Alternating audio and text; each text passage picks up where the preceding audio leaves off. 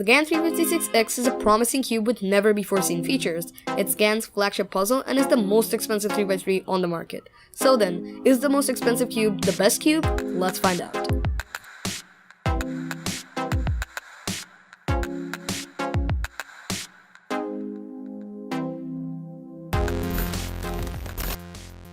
This video was sponsored by Cube Nation. If you guys are looking for any cube related products in Bangladesh, Cube Nation has the best prices and stock. Be sure to check them out and see what they've got for you. Link in the description below.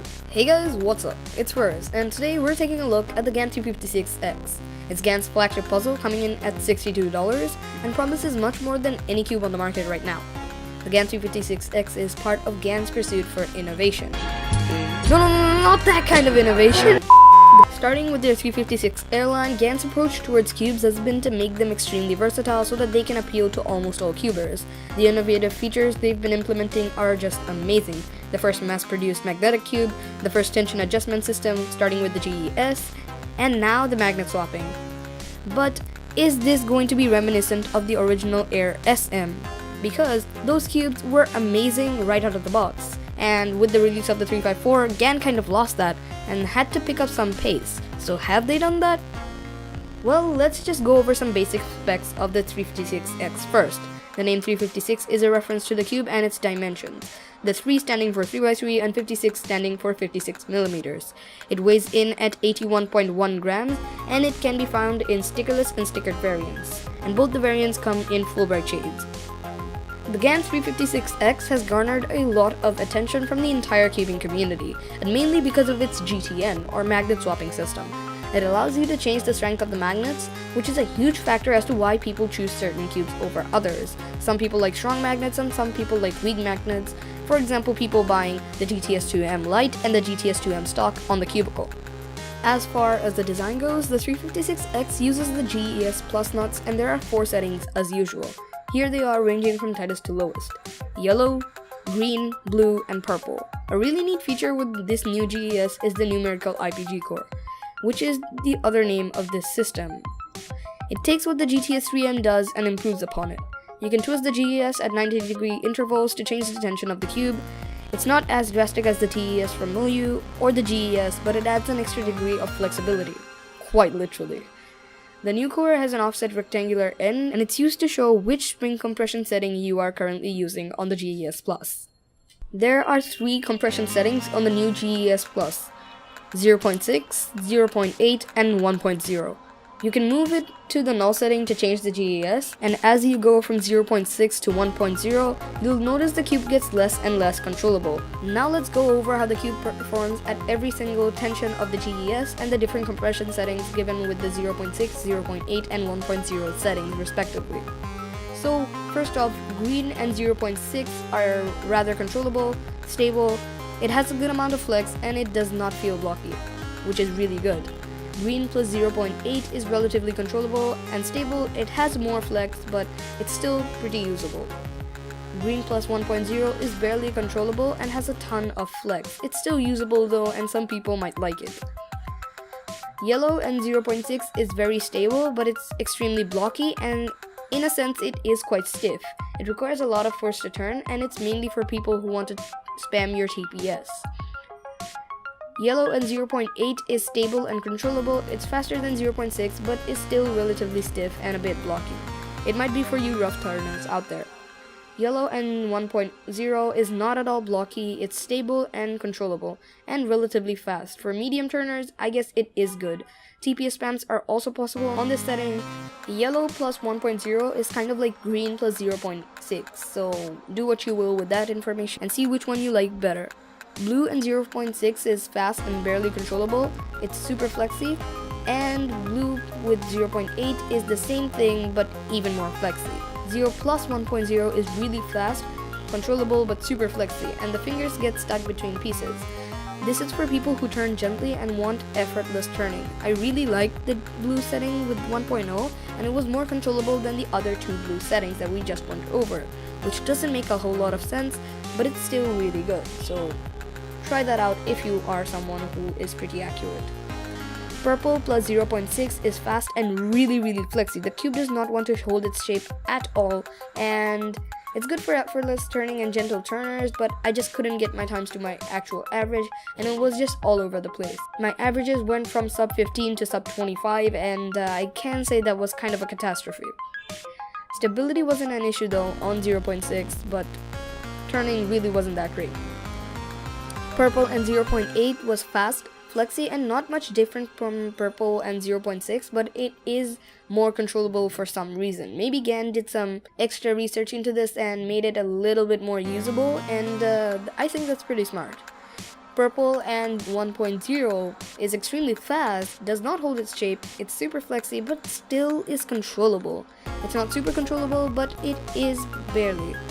I don't see many people using it, and while it doesn't sound that great, the feel is pretty nice, and I got a lot of good times. I got a whole lot of sub 15s and even some sub 14s and sub 12s. In my opinion, the first two yellow settings are too stiff for me. The 1.0 plus yellow is good. My preference is green and 0.6, and I can say that purple and 1.0 is worth a shot as well, but so is yellow and 0.1 and 1.0. Blue can be nice for some people, but I think it's just a bit too flexy, and I dare say more flexy than the purple. At least from what I can tell. Don't take my word for it, it's just my turning style, and these are the results I got. Your mileage may vary. However, what I can say is that all the settings did feel great. The feel of the cube remained quite consistent excluding the speed. Do note that I used 4 drops of Moyu Lube V1 to lubricate the cube, and I used strong magnets since the faster settings would be rendered unusable otherwise. The cube has a really rounded and bubbly feel, and there's a tactile and soft feel with a hint of crunchiness.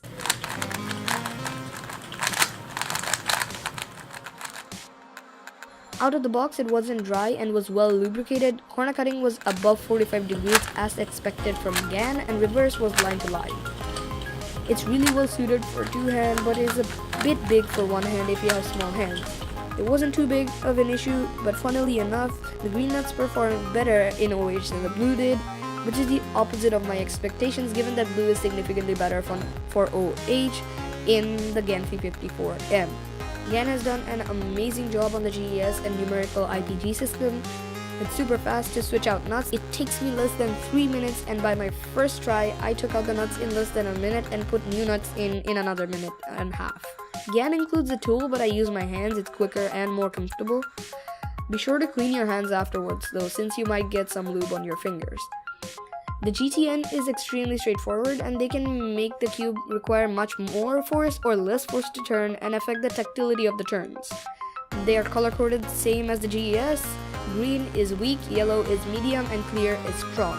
And there is a null setting for those of you who don't like magnets for some reason. Maybe it's an advert for non-Mag November, but that's long gone, so could have come in handy, but right now it doesn't seem like the best time. Not to mention it made the cube absolutely unusable and super flexy. So for example, you can use the yellow nuts in combination with the green magnets to achieve a very nice feel. They snap in very nicely and stay in place, so no more rattling magnets. The edges and corners use GAN's infamous honeycomb design, which is especially known for its great lube distribution, and the edges have visible clips on each end. The torpedo and corner base design is identical to the 354M, and the cube doesn't have any sort of corner twist, not even in the purple and blue settings. And don't give me that smug face, no capsule tests don't count.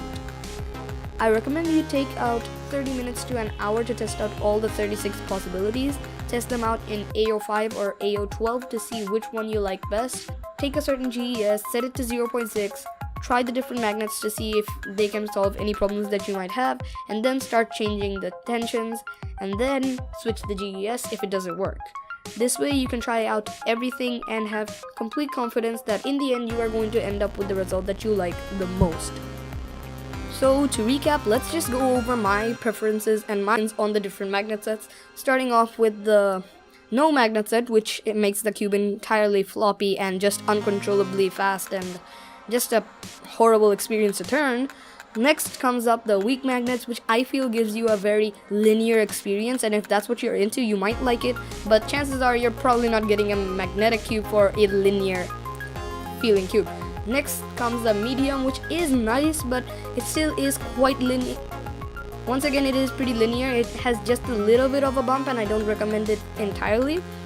The strong magnets, however, have a very tactile feel. It's not too bumpy, but it is a very nice balance of tactility and linear feels, and it will make the flow of the entire solve go way smoother and better.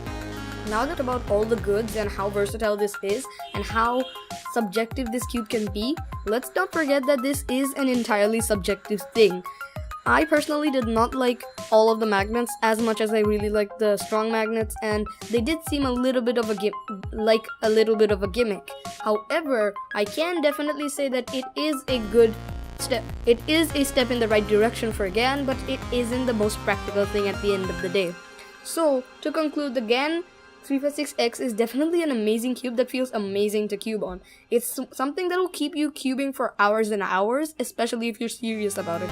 It's a cube that feels amazing, it has really good performance, but let's not overlook the fact that it still has lockups. Lockups as in, the cube really likes to retain its shape, a lot like the SM, but the only difference is it is a little bit more flexy. But when it comes down to the lockups, it can be a little bit blocky at times, and you can get your hands or fingers stuck in the middle of pieces, especially when you're coming and spamming TPS with the green GES 0.6 settings and the strong magnets. It's definitely a step in the right direction for GAN, but then again, the price of $62 can only be justified if you have the money to spend it and if it isn't that much of a deal to you. But if you are trying to get the most out of your money, definitely go with the GTS 3M, and if you don't even have that kind of a budget, try the GTS 2M, because these are all very subjective things, and if you're going for value, another great proposition would be the Huanglong M. But with that being said, I'd like to wrap up today's review, and yeah, I'll see all you beautiful people in the next one. Bye!